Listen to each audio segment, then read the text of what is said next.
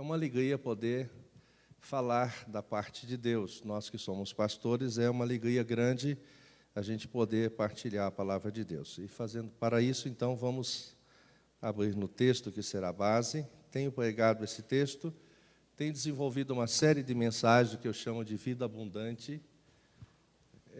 E esta é uma das mensagens principais que eu uso. Então, aonde vou, que eu ainda não preguei, eu a prego, seguindo a orientação do Senhor. A gente tem trabalhado já há muitos anos com casais, família, e a gente tem trabalhado também no âmbito do presbitério, do sino onde eu estava, na área de revitalização de igrejas. E a gente vem estudando esse movimento ou não movimento que tem vindo sobre as igrejas. Parece que muitas coisas têm vindo sobre o povo e tem gerado um certo sentimento de não exuberância que muitas vezes a gente já desfrutou na igreja. Então nós vamos tratar sobre isso hoje. João, Evangelho de Jesus, registrado por João, no capítulo 21. Diz que eu posso falar 1h30, que os irmãos não têm problema, é isso, é verdade? Eu não vi nenhum amém, não. Só misericórdia. Não, eu estou brincando, nós vamos ser breves, viu? Capítulo 21. Depois disto, tornou Jesus a manifestar-se aos discípulos junto do mar de Tiberíades. E foi assim que ele se manifestou. Estavam juntos Simão Pedro, Tomé, chamado Dídimo, Natanael, que era de Caná da Galileia, os filhos de Zebedeu e mais 2 de seus discípulos. Disse-lhe Simão Pedro: vou pescar. Disseram-lhe os outros: também nós vamos contigo. Saíram e entraram no barco, e naquela noite nada apanharam. Mas ao clarear da madrugada, estava Jesus na praia. Todavia os discípulos não o reconheceram que era ele.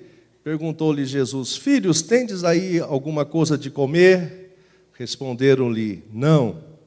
Então lhes disse: lançai a rede à direita do barco e achareis. Assim fizeram, e já não podiam puxar a rede, tão grande era a quantidade de peixes. Aquele discípulo a quem Jesus amava disse a Pedro: é o Senhor. Simão Pedro, ouvindo que era o Senhor, cingiu-se com sua veste, porque se havia despido, e lançou-se ao mar. Mas os outros discípulos vieram no barquinho puxando a rede com os peixes, porquanto não estavam distante da terra, senão quase 200 côvados. Ao saltar em terra, viram ali umas brasas, e em cima peixes, e havia também pão. Disse-lhe Jesus: trazei alguns dos peixes que acabaste de apanhar. Simão Pedro entrou no barco e arrastou a rede para a terra, cheia de 153 grandes peixes. E não obstante serem tantos, a rede não se rompeu. Disse-lhe Jesus: vinde e comei. Nenhum dos discípulos ousava perguntar-lhe: quem és tu? Porque sabia que era o Senhor. Veio Jesus, tomou o pão e lhes deu, e de igual modo o peixe. E já era esta a 3ª vez que Jesus se manifestava aos discípulos depois de ressuscitado dentre os mortos. Até aqui, depois a gente lê mais um trecho. Vamos ainda falar com Deus outra vez. Mais uma vez, Senhor, nos achegamos a Ti. Carecemos da Tua graça, da iluminação do Teu Espírito, Senhor. A Tua palavra é para nós medicina, remédio, é alimento para a nossa alma. Permita que saiamos daqui alimentados, robustecidos, cheios da Tua graça, que possamos voltar aos nossos lares, Senhor, com o coração tranquilo, cheios de esperança, de certezas, de convicção. Se tivermos que corrigir coisas, que também a Tua palavra possa nos arguir, e assim corrigirmos e vivermos segundo o Seu querer, a Sua vontade. Oramos no Teu nome, Jesus. Amém. Meus irmãos, antes de ir ao seminário, que foi em 88, eu trabalhava como contador numa SA, e por isso eu me especializei na área de custo. Também, antes de ser contador, trabalhei em banco, então é uma área que eu sempre gosto de acompanhar. Por que eu estou dizendo isso? Porque eu tenho olhado e observado muitas pessoas hoje nas igrejas, ou as igrejas por onde tem passado, parece que há sobre nós um sentimento de que a gente não consegue, dizer assim, aquele gol, como a gente diz quando o seu time está na final, e ele vira o jogo, ou ele ganha na final, faltando alguns minutos, você se extravasa, você diz um gol, eu não vou dizer como, porque eu sou meio tímido, mas você dá aquele gol que quem já morou no Rio, viu um Fla-Flu, ou algum time aqui no São Paulo, aquilo ecoa, é algo assim indizível de ouvir aquele barulho do estádio. E você sabe que aquilo é benéfico, aquilo é saudável, mesmo que você volte depois a se carregar de novo das suas tensões. Mas aquele extravasar, aquele grito, é muito bom. Em 2009, 2008, não sei se você se lembra, o Brasil passou por aquele momento de classificação das agências que classificam o Brasil, os países, e nós chegamos àquele grau famoso de investimento, onde o mundo olhava para nós e dizia, o Brasil é um país idôneo, pode investir lá. Isso, para nós que acompanhava a economia, eu mais distante, óbvio, mas tendo noções gerais, comecei, será que aquele Brasil que eu vi desde menino, e depois fomos caminhando, passando pelas crises do Sarney e outras tantas, será que nós chegamos nesse momento, o Brasil de fato vai romper a barreira do som, vamos dizer assim, vamos entrar nesse dito famigerado primeiro mundo? Não para ficar se orgulhoso disso, mas quando eu falo primeiro mundo, uma melhor divisão de renda, essas coisas que o Brasil hoje tem a segunda frota executiva do mundo particular e tem uma gritante má divisão de renda. Enfim, depois daquilo a gente viu que nós iríamos sediar a Copa do Mundo.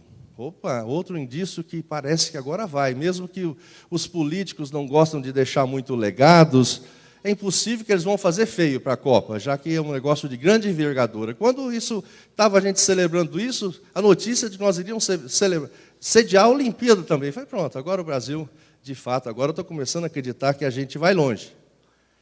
Mas,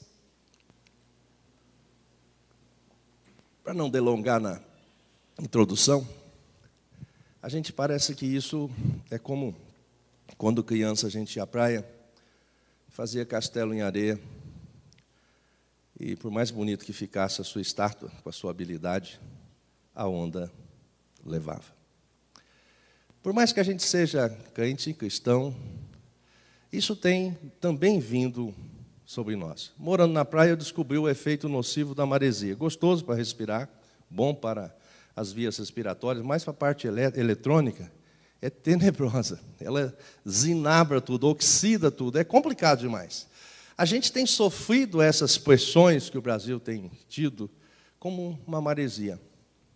Isso tem impregnado em nossas vidas. E a gente tem, sem querer, percebendo ou não, a gente tem abatido. É comum você conversar com pessoas e dizer, eu estou no próximo corte da empresa, eu não sei se voltar. Tem empresa que a cada 15 dias ou a cada mês põe uma lista lá e aí fica aquela tensão, mesmo que você não vai ser demitido ou não foi demitido ou não esteja na lista próxima, mas você já fica antevendo ou sofrendo por antecedência. Quem não tem percebido que os juros subiram? Se você não pagar o seu cartão de crédito total, você está frito, né? Se você usar o cheque especial, você está roubado, né? Você vai perder recursos, é algo tenebroso. O crédito está diminuído, né? Então, coisas assim. Então, a gente tem percebido o povo sofrendo hoje. Tem muitos irmãos, eu não sei aqui, talvez alguns, desempregados. Isso gera aquelas consequências de falta de pagamento Serasa e outras coisas mais.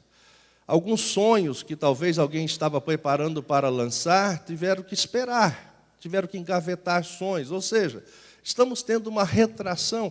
E como fica isso com a nossa fé? Como é que você trabalha isso no campo da soberania de Deus, Deus cuidando de você, nós cremos no Deus que tem nas mãos o universo. Como é que você trabalha isso? Será que você tem conseguido adorar Deus? Será que você, de fato, presta um culto de adoração? Será que a sua vinda à igreja é motivada para adorar a Deus, celebrar, dar a Ele glórias, louvores por tudo que Ele é e por tudo que Ele tem feito a nós? Eu não sei, você responde para você mesmo, mas, de alguma forma, essas coisas têm feito com que, como uma maresia, tenha impregnado em nós.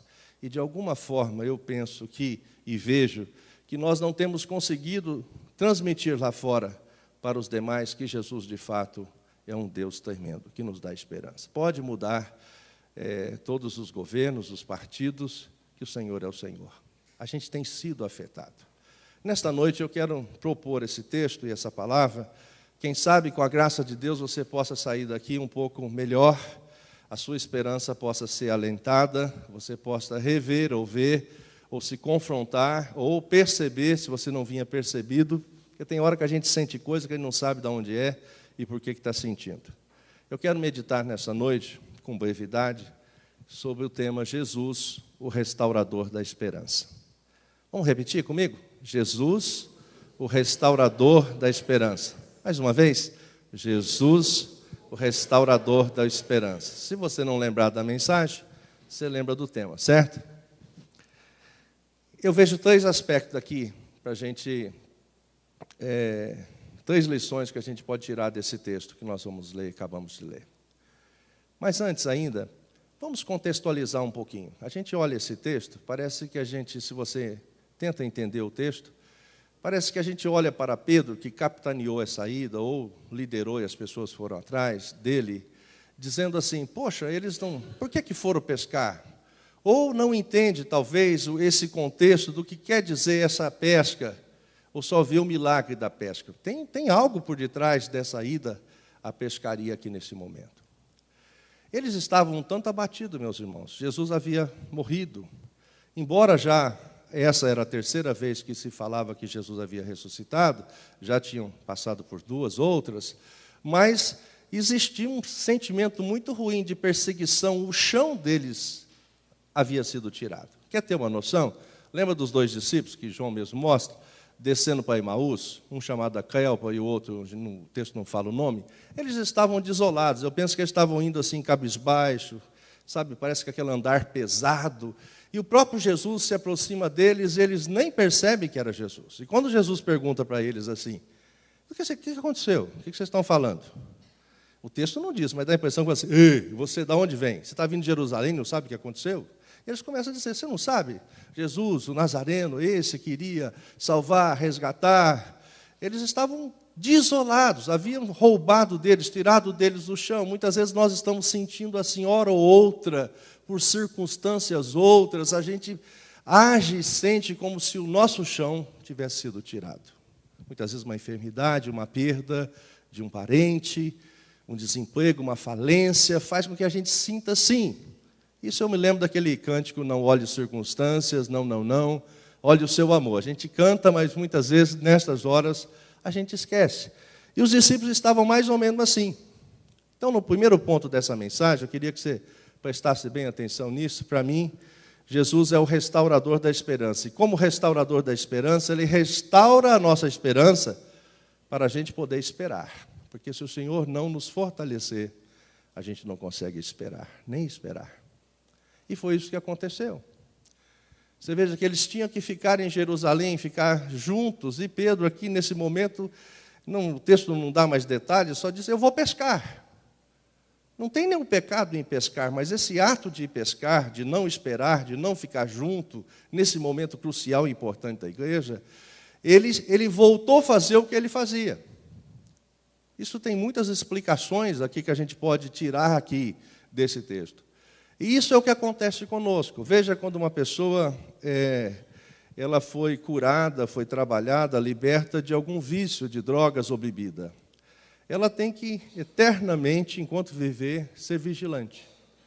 Porque senão ela pode, num momento agônico ou agudo da vida, voltar a fazer o que fazia. Nós somos assim, somos seres alcançados pela graça, somos novas criaturas, mas quando a coisa fica difícil, a gente tende a fazer algo que nós fazíamos antes.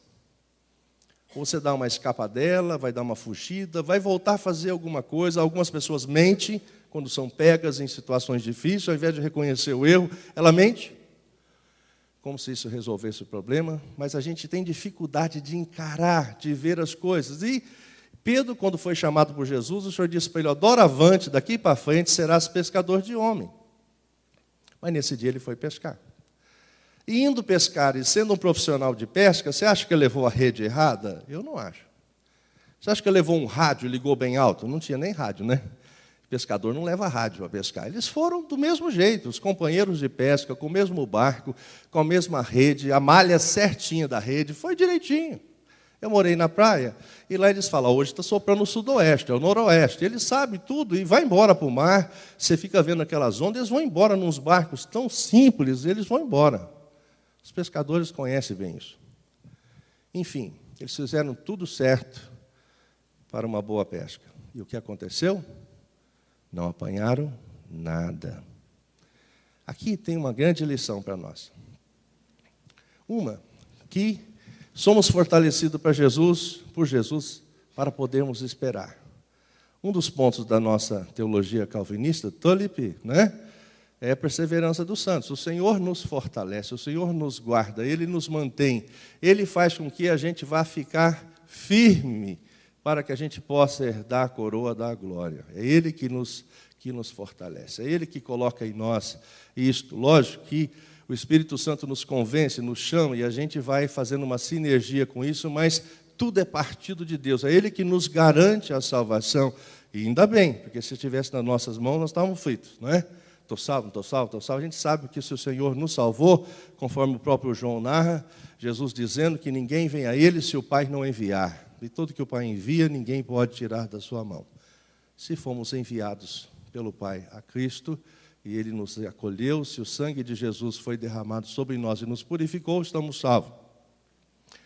Então o Senhor trabalha em nós. Conhecendo os seus discípulos, Ele prepara-nos para que a gente possa esperar, para que a gente consiga viver neste mundo, para que a gente viva nesse mundo tenebroso, nesse mundo que Ele diz que jaz no maligno, mas nós teremos que ter bom ânimo, porque como Ele venceu o mundo, nós venceremos também. Então, esse mundo nunca será fácil. A tranquilidade é a gente antenar, ouvir o Senhor e ser obediente a Ele. Então nós vamos poder andar altaneiramente, mas sobre o mesmo mundo tenebroso que jaz no maligno. O mundo não vai mudar. Então, esse texto a gente vê aqui nesse primeiro momento que o Senhor restaura a nossa esperança para podermos esperar. E nesse ínterim aqui, quando Jesus fala com Pedro, e aí, filho, tem alguma coisa de comer? Ele fala, não. Isso é importante a gente falar. É importante a gente dizer, reconhecer que nós somos falidos, nós e nós mesmos, nós não conseguimos resolver os nossos problemas. Você pode ser um expert em qualquer área da vida. A minha área sempre me fez ser meticuloso, cuidadoso, ter cronograma, fluxograma, ter datas, ter tudo. E muitas vezes, as vezes que eu confiei nisso, deu errado, só nisso. Por quê? Mesmo fazendo tudo que eu tenho que fazer no tempo e na hora, não é garantido o resultado. Tem variantes que eu não determino. Em tudo nós somos dependentes de Deus. Ele que nos capacita, Ele que nos dá força ao nosso braço para adquirir riqueza. É Ele que nos dá saúde. Então nós temos que dizer, meus irmãos, não sei a sua idade, dizer a sua idade cronológica ou a idade da fé, dizer, não, em mim mesmo eu posso andar pelo mar todo e está cheio de peixe e não vou pegar nada. Então não sei se você anda querendo pescar o seu genro, a sua nora, seu filho, seu trabalho, em você mesmo, com a sua estratégia, nós só cansamos. Então o Senhor restaura a nossa esperança para a gente poder esperar. Segundo ponto, Ele restaura a nossa esperança para a gente também ser participante do milagre da esperança. Percebe que quando eles estavam chegando à praia, e eles já estavam ali a praticamente 90 metros da praia, já claro o dia, e já tinham vozes, quer dizer, situação inadequada para a pesca. Depois do não, o Senhor mostra um milagre, não é? Lança a rede à direita. E o especialista diz que a rede sempre era lançada à esquerda. Não esquerda e direita, mas acho que por causa dos apetrechos do barco lá, lançava-se à esquerda. E Jesus, então, contrariando tudo, claro, com vozes, perto da praia, já chegando, manda lançar à direita.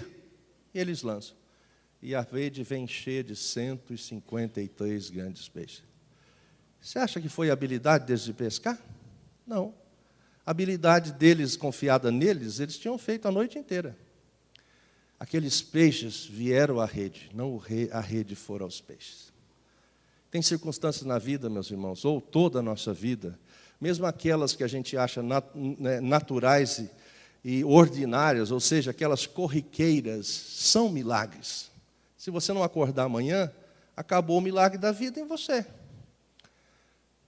E se você, para dormir bem, você precisa do milagre, do Salmo 4, em paz me deito e logo pego no sono, porque o Senhor me faz repousar seguro, senão você fica virando para lá e para cá e não dorme, ou dorme mal. Então, em tudo a gente precisa de Jesus, em tudo a gente precisa de Deus, é Ele que faz tudo em nós, o querer e o realizar. Isso é muito importante a gente entender isso.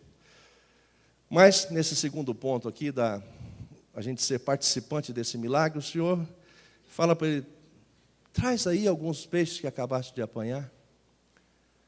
A gente fala muito em inclusão hoje, né? Os séculos da inclusão das minorias, mas a inclusão está na Bíblia há muito tempo.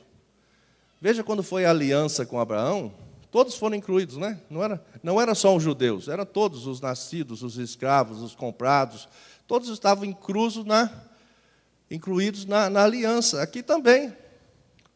Então, aqui fala de inclusão. Então, o que o Senhor fala? Incluiu. Você que agora percebeu esse milagre, viu que em você não podia, mas você, debaixo da bênção de Deus, pode, não porque você pode, mas porque aquele que pode, fez acontecer na sua vida. Então, traga deste milagre também. Veja que Pedro vem, possivelmente, meio constrangido. Jesus diz, traz uns peixes aí, traz para cá, põe aqui. Já havia peixe lá. E penso, o texto não diz, aí não pode como pregador pregar o que o texto não fala, mas eu penso que Jesus não passou no mercado comprar peixe. Para mim, aquele peixe é de milagre também. Mas, enfim, muitas vezes nós queremos um milagre para nós. A gente ora por milagre, está intercedendo a Deus pelo filho, pelo casamento, pelo trabalho, por uma promoção, por uma viagem, por um sonho.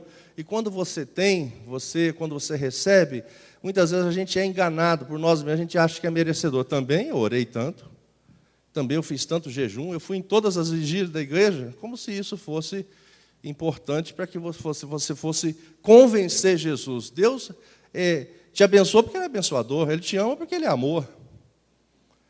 A questão é, quanto mais eu entendo a dinâmica do reino de Deus, melhor eu vou lidar com a minha vida aqui na terra. É isso que o texto está querendo nos ensinar. O Senhor permitiu que deste milagre que eles acabaram de receber, poder partilhar também do milagre. Então, essa é algo para a gente aprender. Nós que recebemos milagres, precisamos ser inclusivos, participar do milagre e distribuir do milagre. A gente pode abençoar fruto desse milagre. A gente precisa dizer, alardear para todos aí que o nosso Deus é o restaurador da esperança, Ele restaura a nossa esperança, Ele restaura a nossa alegria, Ele restaura as nossas forças. E é isso que Ele fez.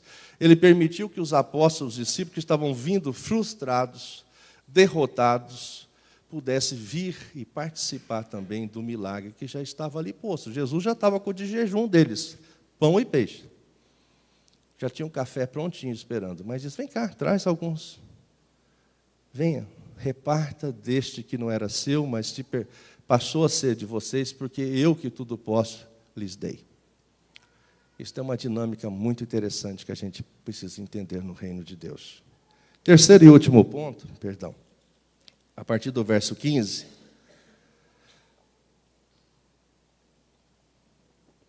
Depois de terem comido, perguntou Jesus a Simão Pedro, Simão, filho de João, amas-me mais do que estes outros? Ele respondeu, sim, Senhor, tu sabes que te amo. Ele lhe disse, apacenta os meus cordeiros. Tornou a perguntar-lhe pela segunda vez, Simão, filho de João, tu me amas? Ele lhe respondeu, sim, Senhor, tu sabes que te amo. Disse-lhe Jesus, pastoreia as minhas ovelhas. Pela terceira vez lhe perguntou, Simão, filho de João, tu me amas? Pedro entristeceu-se por ele lhe ter dito pela terceira vez, tu me amas? E respondeu, Senhor, tu sabes todas as coisas, tu sabes que eu te amo. Jesus lhe disse, apacenta as minhas ovelhas. Percebe aqui? Terceiro ponto e último é Jesus restaura a nossa esperança para a gente ser, cada um de nós, agente transformador dessa esperança, para você alardear, para dizer para outros que Jesus restaura a esperança, para você se tornar um agente disso. E segundo os estudiosos, por que Jesus pergunta 3 vezes? Para dar oportunidade a Pedro de responder 3 vezes assertivamente, porque ele havia negado Jesus 3 vezes, para que ele pudesse ter o momento e a experiência de dizer que amava Jesus. E Jesus sabia que ele amava, que o amava, porque assim mesmo Pedro disse: tu sabes que eu te amo, Senhor. O Senhor sabe que nós o amamos? Sim, lógico que Ele sabe. Muitas vezes a gente fica com culpa, a gente fica com dúvidas, a gente fica se culpando por coisa que nós devíamos fazer e não fizemos, por omissão, por distração, por não priorizar o reino de Deus. Todas essas coisas vêm sobre nós, ao invés da gente confessar isto e ir avante, muitas vezes isso nos atrasa. E o Senhor quer que a gente confesse isso, que nós o amamos, porque Ele sabe se amamos ou não de verdade. E se nós o amamos, amamos Jesus de verdade, o que a gente tem que fazer? Apacentar os seus cordeiros. O que nós temos que fazer, irmãos? Você que está aqui, se você ama a Cristo e você tem Jesus como restaurador da esperança, o que nós temos que fazer é viver e pregar esta vida restaurada na esperança. Que Jesus restaura a nossa esperança, não importa a sua circunstância.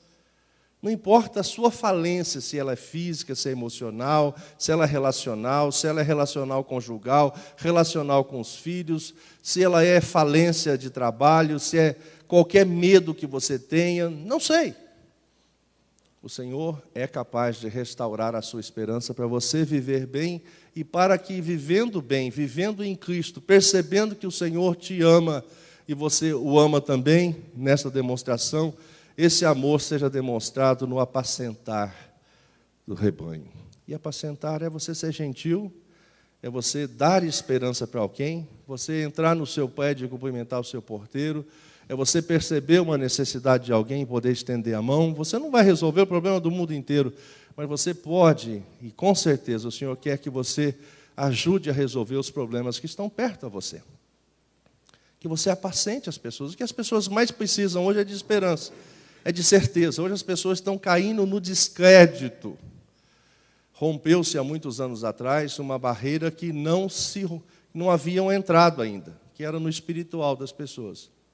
Isso era um lugar seguro, hoje não é. Tanto é que hoje a gente tem milhões de pessoas já no Brasil que é chamado de desigrejados. São pessoas que querem Deus, mas têm dificuldade de relacionar com a igreja ou organização. Por algumas sequelas, por alguns desajustes. Então, nós podemos e precisamos apacentar essas e todas as pessoas, e todos que estiverem próximos a nós, e dizer que Jesus é, de fato, o restaurador da esperança, que Ele nos restaura, que Ele nos renova, que Ele nos fortalece, e você fortalecido, renovado, restaurado, será um agente restaurador de esperança, alardeador, proclamador que Jesus é o restaurador da esperança. Que Deus te abençoe. Que Deus possa fazer de você, encher seu coração de alegria, de certeza, possa tirar aquela maresia, se porventura estava em você, te atrapalhando nesse relacionamento, alguma circunstância ou situação que você estava esperando resolver para depois voltar àquela alegria do seu coração. Não, é o contrário. Você precisa, de fato, crer que Jesus restaura, renova, transforma. Não importa o governo que sucederá nas prefeituras, nas câmaras ou depois a presidência e governadores e deputados e senadores, não importa quem serão, de que partido, o nosso Jesus continuará sendo o Senhor de todas as coisas. Agora, cabe-nos, como agentes restauradores de esperança, proclamarmos isto. A nossa esperança não está no próximo candidato que será eleito, X ou Y, a nossa esperança não está no seu trabalho onde você está, a nossa esperança está no nosso Deus. Ele te manterá no trabalho, enquanto for o tempo, senão abrirá outra porta para você ir embora. Ele vai continuar com você, vai continuar te dirigindo, ele não pode ferver a nossa cabeça por causa de circunstâncias. O nosso Deus é tremendo, o nosso Deus é Senhor de todas as coisas. Amém? Que Deus te abençoe muito.